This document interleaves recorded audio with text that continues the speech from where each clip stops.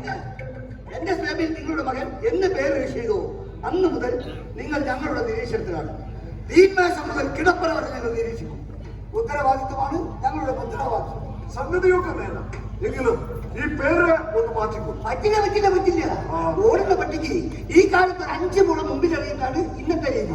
10-15 കൊല്ലം മുമ്പ് വില കൊടുത്ത് വാങ്ങിയ കുപ്പിവെള്ളവുമായി ആരെങ്കിലും നടക്കുന്നത് കണ്ടാൽ നമ്മൾ വിളിച്ചതല്ല പൊങ്ങച്ചക്കാര്. ഇന്നലെ ചെയ്തോരബദ്ധങ്ങളൊക്കെയും ഇന്നിന്റെ ആചാരമായി ഭവിച്ചിടും. ഞാൻ ഈ പേരിട്ടത് ഒരു ഗ്രാൻഡ് ദർശിത്വമുണ്ട്. ഈ പെണ്ണിനെ കിട്ടുന്നത് പോലെ തന്നെ ഗുരുതരമാണ് കുട്ടികൾ ഉണ്ടാകാത്ത വിഷയവും.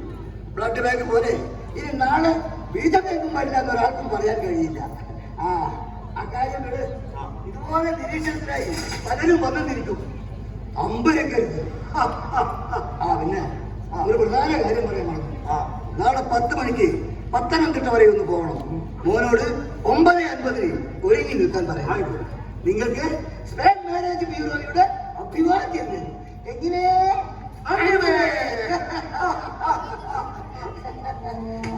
എന്തോ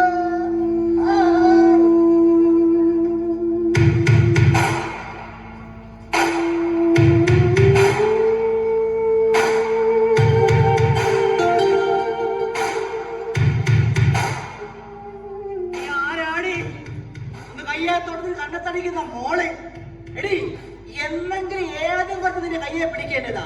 ഏതെങ്കിലും ഒരുത്തരല്ല എന്റെ സമ്മതത്തോടെ എന്നെ സ്വീകരിക്കുന്നവൻ. ഞാനിപ്പോ അടിച്ചതിലേ ഉള്ളൂ. ചിലർ തൊട്ടകായി വെട്ടിയെന്നും വരും. പിന്നെ ആണിന് അടങ്ങി ജീവിക്കുന്നവളാണ് പെണ്ണ്. അത് സ്നേഹത്തിന്റെ പേരിലാവാം. ഇഷ്ടക്കൂടുതൽ കൊണ്ട് അനുസരിക്കാം. സ്ത്രീക്ക് അടിമയെന്ന പര്യായം ഉണ്ടെന്ന് എവിടെയും എഴുതി വെച്ചിട്ടൊന്നുമില്ലല്ലോ. എടി നിന്നെ കെട്ടിക്കൊണ്ട് പോകുന്നവൻ നാശിച്ച് നാറാണകൾ എടുക്കണേ. അത് നിങ്ങളെ പോലെ അമ്മയുടെ വീട്ടിലുണ്ടെങ്കിൽ പണത്തിന് വേണ്ടി പെണ്ണിനെ പാമ്പിനെ കൊണ്ട് കൊത്തിച്ചുള്ളതിന്റെ വീട്ടിലും ദുരഭിമാന കൊലയ്ക്ക് കിടപ്പറയിൽ കൊലക്കത്തിരാകുന്നതിന്റെ ഉപദേശപ്പുറത്തും എവിടെയും കാണും നിങ്ങളെ പോലെ രാമായണത്താളിലെ മന്ദരയെ പോലുള്ള പുനർജന്മങ്ങൾ. വഴിമാറി നടക്കാൻ പറഞ്ഞു നിങ്ങളുടെ മോനോട്. കൊന്നത് വരോ?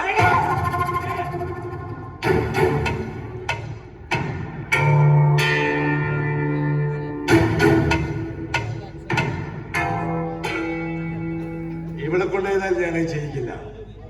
ഈ രമണൻ ചന്ദ്രികയുടെ മകനെ കൊണ്ടു.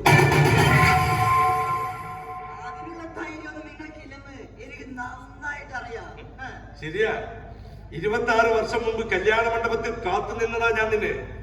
അന്ന് നെഞ്ചുപൊട്ടി മരിച്ചതാ എന്റെ അമ്മ. നാട്ടുകാർ വെച്ച് വിളമ്പിയ പരിഹാസ പായസമുണ്ട്. അമർഷം പൊളിച്ചു തികറ്റിയപ്പോ പലവട്ടം കൊല്ലാനൊരുങ്ങിയത് രണ്ടിനെയും. അന്നെനിക്ക് തോന്നാത്ത ധൈര്യം ഇന്നെനിക്കുണ്ടടി. കാരണം ഇതെന്റെ മോള.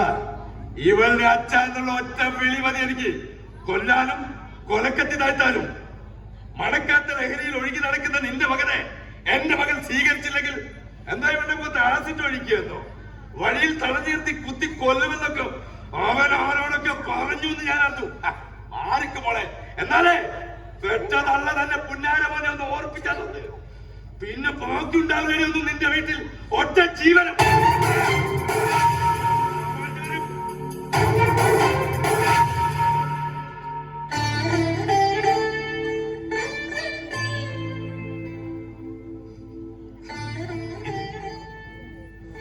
ഇതെല്ലാം അവശേഷിക്കുന്ന ഇത്തിരി പോന്ന കൊച്ചു ലോകമാണ് ചന്ദ്രിക.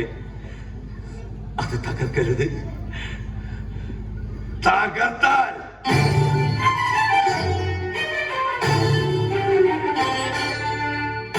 വർണ്ണങ്ങളില്ലാതെ സ്നേഹബന്ധത്തിന്റെ പട്ടുതൂവാലയിൽ പൂത്തൊരു ജീവിതം. വർണ്ണങ്ങളില്ലാതെ സ്നേഹബന്ധത്തിന്റെ പട്ടുതൂവാലയിൽ കോർത്തൊരു ജീവിതം. വിധിയുടെ ചാട്ട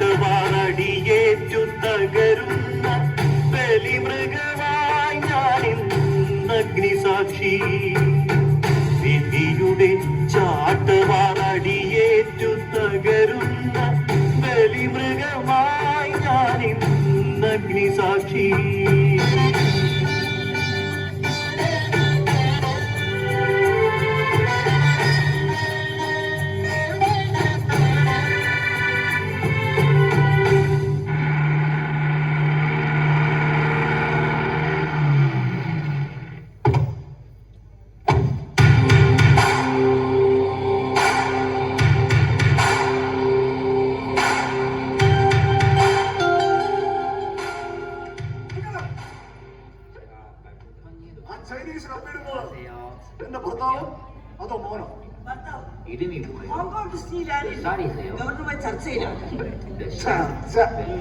ഗവർണറുമായി എടി രമണനെ വഞ്ചിച്ച് ചന്ദ്രികെ, നീ കാണുന്ന മുമ്പ് ചൈനക്കാരൻ ഞാൻ കണ്ടതാ. നിന്റെ കെട്ടിയോനെ അവനെ പെറ്റിട്ട് 6 മിനിറ്റ് 30 സെക്കൻഡ് കഴിഞ്ഞപ്പോഴാ അതേ വായിൽ അതേ അമ്മ എന്നെ പറ്റിട്ടത്. ഞാൻ ആദ്യമായി കണ്ണു തുറന്നപ്പോ കിട്ടത് അവന്റെ മുഖാന്ന അമ്മ പറഞ്ഞത്. അന്ന് തുടങ്ങിയതാ എന്റെ കണ്ണകസരി. ഇരട്ടപ്പെട്ട സഹോദരനെ പറ്റി ഇങ്ങനെ പറയും.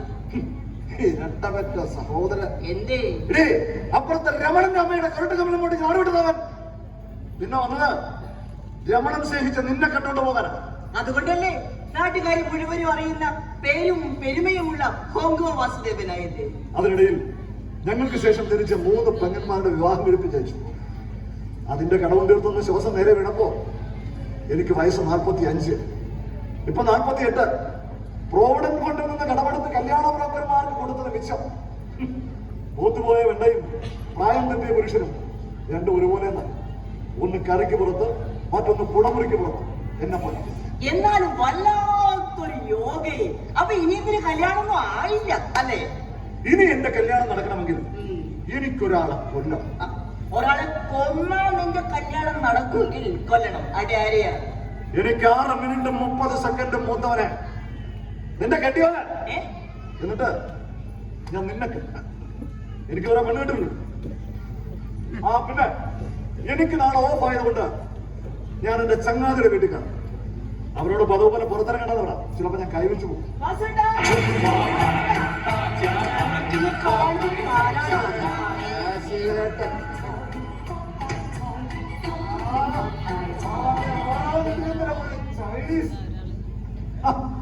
അവനല്ലേ പിന്നെ അവിടെ അപ്പുറത്ത് പച്ചക്കറിത്തേക്ക് നനച്ചുകൊണ്ടിരിക്കുക.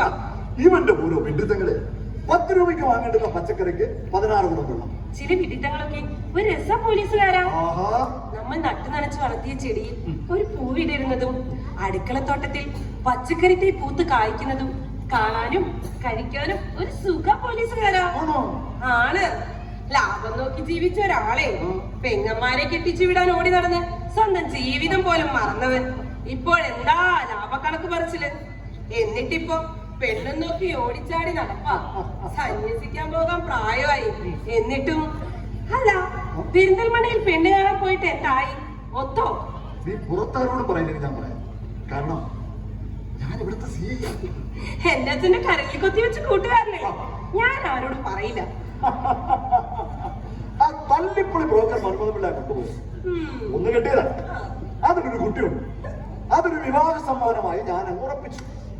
കാര്യങ്ങളൊക്കെ ഒത്തുവന്നപ്പോഴാ കാണാൻ പോയ പെണ്ണിന്റെ വക ഒരു ചോദ്യം. എന്താ പേര്? ശശി. പേര് കേട്ട പാതി കേൾക്കാത്ത പാതി. പെണ്ണ് ചിരിച്ചുകൊണ്ട് അകത്തേക്ക് ഒറ്റ പോയി. ഞാനും മന്മഥപിള്ളയും ഒരു തരത്തിലാണ് രക്ഷപ്പെട്ടത്. ശരിക്കും ശശിയായതപ്പോഴാ ഒരു കോമാളിയെ പോലെ 3 പെങ്ങന്മാരെ തന്ന അമ്മയെന്നെ തോൽപ്പിച്ചു. ശശി എന്ന് പേരിട്ട് അച്ഛനെ തോൽപ്പിച്ചു. തോൽവികളേറ്റു വന്നാൽ ശശിയുടെ ജീവിതം കാണാൻ പോയി പിന്നെ പേര് ചോദിക്കണ്ടായിരുന്നു അല്ലേ? Philosophy is to be studied not for the sake of any definite entry to its question. Russell പറഞ്ഞ ഇന്ത്യൻ ഫിലോസഫിയിൽ ഡോക്ടറേറ്റ് എടുക്കാൻ പോകുന്ന ആളല്ലേ. ഓരോ ചോദ്യങ്ങൾക്കും ഇന്ന് വരെ ശരിയായ ഉത്തരം ആരും നൽകിയിട്ടില്ല. പിന്നെ ജീപ്പിൽ ഇത്തിരി മദ്യം. ഞാനും നിന്റെ അടിയിലെ അച്ഛനും കൂടെ അപ്പുറത്തുനിന്ന് വീശാൻ പോകുമ്പോ ഉണ്ടാക്കരുതേ. കുറച്ച് സവാള എടുത്ത് മുഴുവൻ അരിഞ്ഞ് 2 പച്ചമുളക് ചേർത്ത് ഒരു കിടിലൻ ഓംലെറ്റ് എന്നാണ് ഉപകരമായി. ഓക്കെ,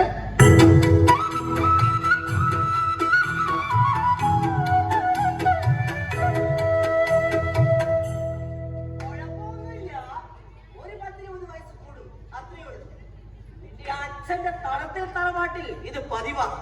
പിരിയാനായ പോലീസുകാരനെ അയാൾ പെൻഷൻ കൊണ്ട് സുഖമായിട്ട് ജീവിക്കാം.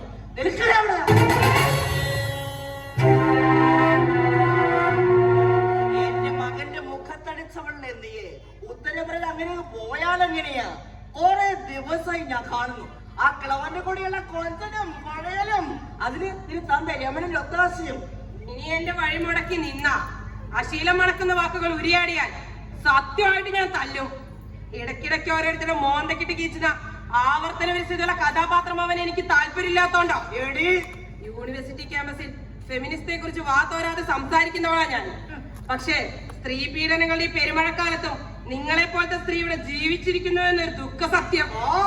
എന്തൊക്കെ പറഞ്ഞാ പിന്നെ സാഹിത്യത്തിന് ശ്രീവേലിക്കട്ടുമായി വാങ്ങോളം നാശൂല പിടിച്ചവള്. ഏടി നീ ഇവിടെ മൂത്ത് നനച്ച് നിൽക്കുള്ളൂടി. നിന്റെ പ്രായത്തില് എനിക്ക് എന്റെ മോൻ 10ാം ക്ലാസ്സാ. 10ാം ക്ലാസ്. പേര് പേരുന്ന ജന്മം മാത്രം പെണ്ണിന്റെ എന്ന് നിങ്ങളോട് ആരാ പറഞ്ഞേന്ന്? വെച്ചിട്ട് കുഞ്ഞിന് മുലയും കൊടുത്ത് അടുക്കളയിൽ ചിന്തകൾ വേവിക്കുന്ന പെണ്ണിന്റെ കാലം കഴിഞ്ഞോ ചന്ദ്രികെ? അവളും അവനും ഒന്നാ. അതാ അർദ്ധനാരീശ്വര സങ്കല്പം എന്നൊക്കെ ചിലർ പറയുന്നത്. നീ എന്നെ പഠിപ്പിക്കാൻ വരണ്ട. ഞാൻ വന്നില്ലല്ലോ. വഴി തടഞ്ഞാൽ ഏത് ആചാര്യനെയും ഏത് പൊട്ടനും പഠിപ്പിക്കും. നിങ്ങളുടെ മോനോട് എനിക്ക് ഇഷ്ടക്കുറവൊന്നുമില്ല. സുവീറിന് എന്നോടുള്ള ഭ്രാന്തും എനിക്ക് തിരിച്ചറിയാനാവും. പക്ഷേ അവിടെ എന്നെ കൈപിടിച്ച് കയറ്റേണ്ട അമ്മായിമ്മയുടെ പേര് ചന്ദ്രിക എന്നാണ്. കതിർമണ്ഡപത്തിൽ എന്റെ അച്ഛൻ കാത്തിരുന്ന പെണ്ണ്.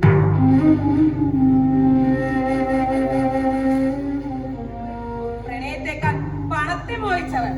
അതും പോരാഞ്ഞ് ഭർത്താവിന്റെ പണത്തിന്റെ പ്രതാപം കാണിക്കാൻ ഭാഗം കിട്ടിയ സ്വത്തിൽ വീടും പണിത് രമണ നിന്നെ ഉപേക്ഷിച്ച് പോയതിൽ എനിക്ക് മനസ്സാക്ഷിക്കുത്തില്ലെന്ന് വിളിച്ചു പറയുന്ന വർത്തമാനത്തിലെ ചന്ദ്രികയാണ് നിങ്ങൾ.